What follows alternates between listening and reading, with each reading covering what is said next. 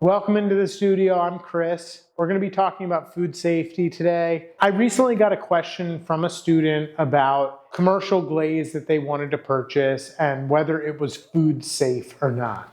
What even is food safety? It is such a complicated topic. I'm going to try to make it as simple as possible. I'm going to kind of break it into two categories. One is hazardous materials and one is porosity or raw clay. Let's start with hazardous materials. So there are many people out there that are using commercial glazes. Some of those commercial glazes are really clearly marked, like this one from Amico. It says lead-free, it says food safe with a fork and a knife. That's because they've done testing and they know that this doesn't have any soluble materials in it. When we're talking about food safety, there can be glazes that contain toxic materials, for instance, cobalt. In order to have cobalt in your glaze, you have to have a silica-alumina ratio that will keep that cobalt more or less encapsulated. I think that would probably be the best word. Meaning that when you put something acidic into your cup that's glazed with this beautiful blue glaze,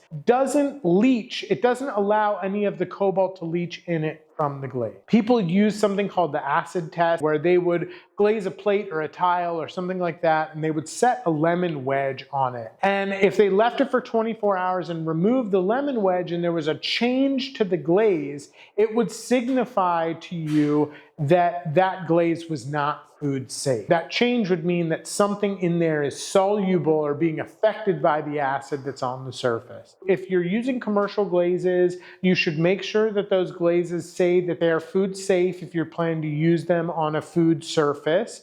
You should be firing it according to the instructions. Confirm that your kiln is actually going to temperature if you're using a commercial glaze. If you're creating your own glazes, I would encourage you to do a little bit of research, figure out some of the signs. If you were using a glaze that had copper or cobalt, if those glazes looked iridescent or metallic, it's a pretty good indicator that you have that material on the surface of your glaze, and that if you introduce an acidic material like lemon juice or lemonade or orange juice or something like that, that you could be potentially leaching that material into the user's consumable things. If we kind of leave that behind and we go to porosity, it's a challenging topic. If I make an unglazed pot, I give it to Nancy next door.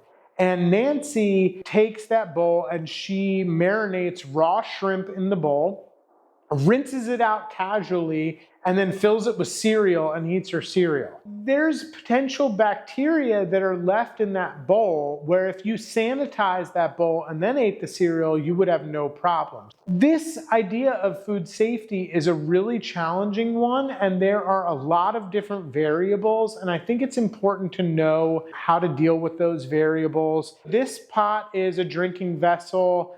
It is unglazed on the outside, but it's glazed on the inside. I would generally say that no matter how the user used this, that this would be a pretty safe use of raw clay. I'm pretty confident that this is, reasonably tight on the exterior, meaning it's not absorbing a lot of water. Even the area that your lips come in contact with, is glazed. So in theory, it's not going to harbor a lot of harmful bacteria. This piece is actually completely unglazed. It was fired in a wood kiln. This pot has no glaze on it at all, but it was fired very, very high in a wood kiln, and it's made out of a clay that becomes very, very tight.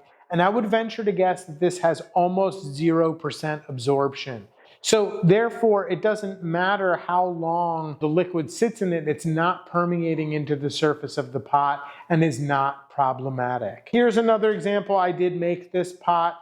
This is made from a stoneware that we use here. This white stoneware fires to less than 1% absorbency at cone 7, which is what we fire to. So while none of the food surfaces are exposed to this unglazed surface, even if they were, it would meet my standards for food safety. This is a really quick kind of brushstroke over food safety. If you're interested in learning more, please comment below. If you are unclear about this topic, really you should not be mixing your own glazes, dipping pots in them, and then selling those pots at your local farmer's market. You should know, you have a responsibility to know what you're putting out into the world. If you don't want to worry about it, I would really encourage you to use commercial glazes, fire them to their recommended temperature. And that doesn't just mean programming your kiln. It means putting a witness cone in your kiln to ensure that it has reached the target temperature. Because if you're under firing something, it doesn't matter what the manufacturer says. If you're not firing to their specifications,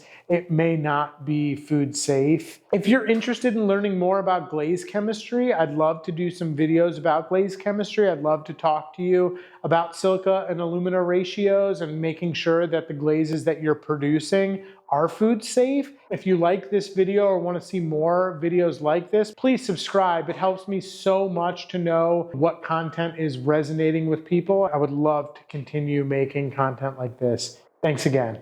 Bye. I couldn't even believe that it happened. That's a good analogy. Yes, I am the biggest clay nerd that you know. I love clay and everything surrounding clay. The science, I like the lore, I like it all.